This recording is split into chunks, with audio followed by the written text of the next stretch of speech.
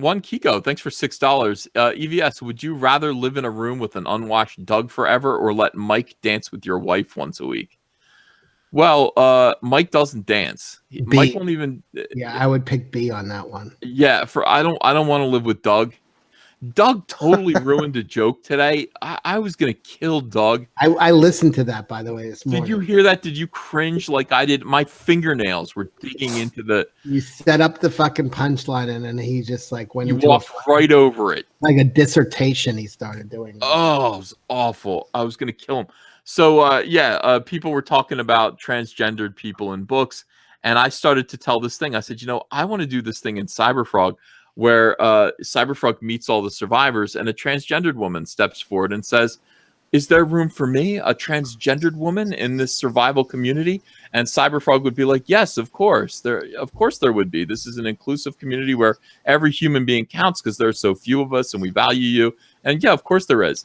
And just as I said, and then Doug goes, yeah, I really feel like that's how we should be about. And he goes off about it and crushes. It's like 10 minutes, and you're like, I'm like, will you shut the so I can fit? Because everybody in the chat was going, don't do that, don't do that, don't do that virtue signaling in CyberFrog.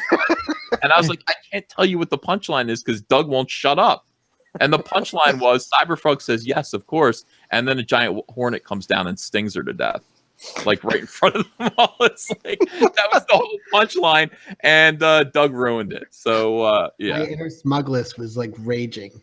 Oh God, I've never felt that frustrated with Doug ever. I mean, I literally was like, all right, he's gonna shut up soon, and he wouldn't shut up. Like it went on and on and on, and it's like when the joke gets cold, like it's too late to tell the punchline. But now by the time you tell the punchline, you just sound like a psycho. You're like, oh, and then a bee stings the trans. They're like, what is he talking about?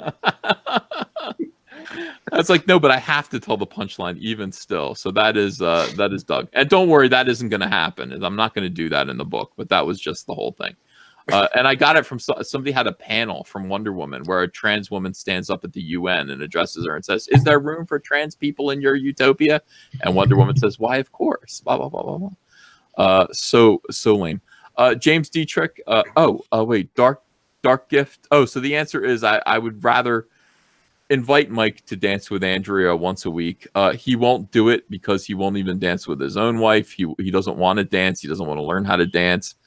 And I'll dance with Andrea. I'll be like, I'm sorry that Mike, who is supposed to dance with you once a week, won't. I will. That's what you're supposed to do. You're supposed to take your wife dancing. What if you were cellmates with Doug? Oh my God. Let me think about that for a little while. That seems more likely than choosing to live in a room with him. Like, you know what I mean? It seems more likely that there would be kind of an HBO presents Oz situation. Yeah, I just picture a guy like his cellmate like banging that metal cup across the bars to get the guards to this man ain't washing his hands. This man ain't washing his hands, man. Get me out of here. I would. Yeah, it could be worse. I could manage. At least if honestly living in a cell, doing a nickel at Attica, with Doug, I could do that. I would advise her to write a story that is only full of those people. It's the trans. There are no non-trans people in the entire comic. I'm going to do a scene like that in CyberFrog. I'm going to have CyberFrog show up and rally the surviving humans, and a transgender woman step forward and say, is there room for someone like me here? Like, is there room for a transgendered woman to live amongst you survivors, even though I'm different? And CyberFrog to say, of course there is. There's, you're welcome here. The President of the United States, a trans in CyberFrog. Totally. And then a bee comes down and just have her be totally rational, her or him, whatever. Yeah. Have her be totally rational and a totally kind president. I just want them to cut to the chase and launch a Marvel and DC universe where it's all trans characters. And I want to buy the first copy. They're all of them. New Flash, new Captain America, new Spider-Man. They've all switched sexes. or I should say they've all identified and found their true sex and changed their biology. And now we can get on to being superheroes. Now everybody, Doug, wait a second. Now everyone's going, that's so ham-fisted. That's all.